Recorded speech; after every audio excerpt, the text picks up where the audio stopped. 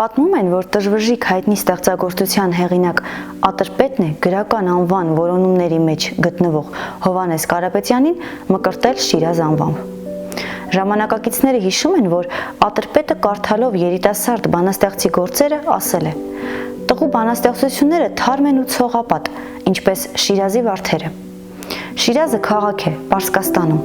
որն հայտնի է իր վարդերով ու գինով։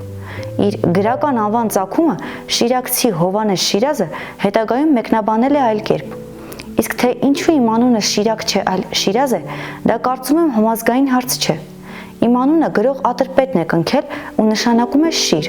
առյուծ, ազ, առյուծի բերան։ Նա ինձ այդպես կնքեց շատ վաղուց, երբ կարդաց իմ Սիամանթո եւ Խճեզարե պոեմի ձեռագիրը եւ ասաց. «Սերը հա այսպես պիտի գրեն, առյուծի բերանով լացած վիշտ է, առյուծի բերանով, սոխակի լեզվով»։